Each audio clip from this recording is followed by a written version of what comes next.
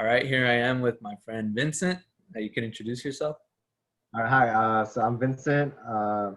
I'm currently a fourth year at Cal Poly Pomona. I'm studying architecture, and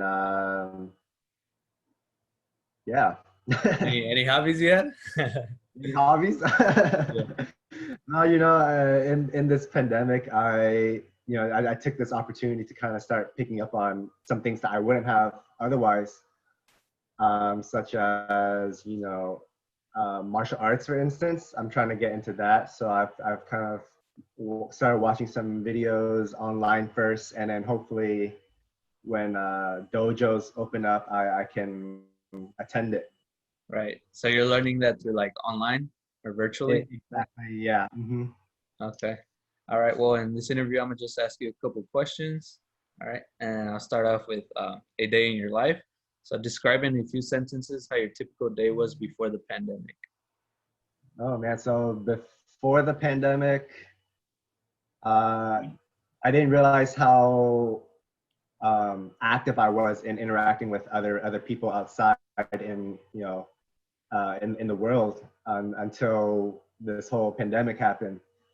And typically, I would go into some restaurant or some store without much thought into it. But now you have to go in. Do you have your face mask? So that's one big thing. And now even restaurants, I'm a little wary about even dining in, even though they do offer the outdoor experience. Right.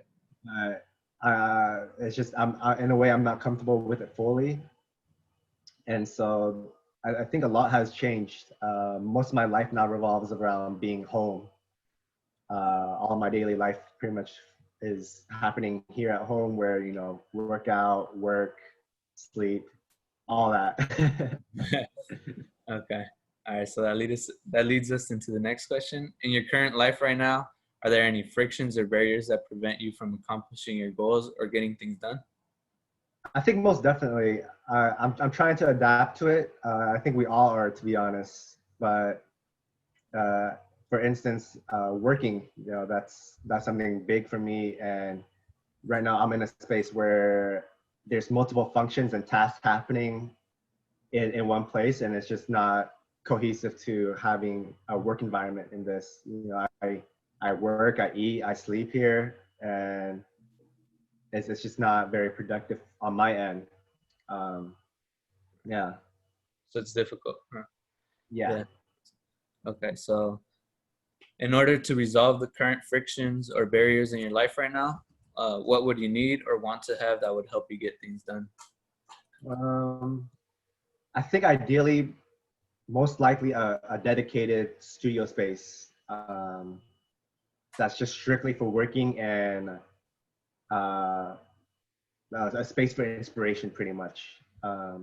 Because right now there's so many distractions for me at home.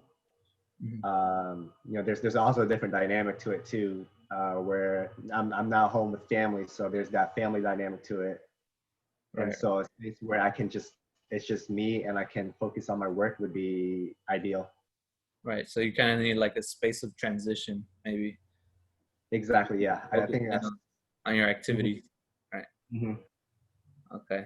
So my next question would be, let's assume that the current lockdown conditions continue for a prolonged period of time. Do you think there would be any facilities, systems, or services that are necessary to cope with the current situation? And if so, what would they be?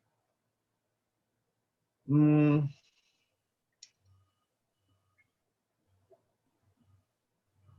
I think there's going to become a trend of this sort of hybrid space. At least for the school environment, there's going to be a space where um, obviously a lot of our daily life and our learning, our work experience is going to happen outside mostly, I think. Um, and so potentially some sort of um, pop-up kind of building in a way can start taking place, so Mhm. that people can kind of start interacting again, and keeping in mind the social distancing rule that we're kind of experiencing right now. I think that'll be the best best solution to this. Right. Okay. Well, that concludes our interview. Thank you, Vincent, for joining me. Yeah, thank you for having me.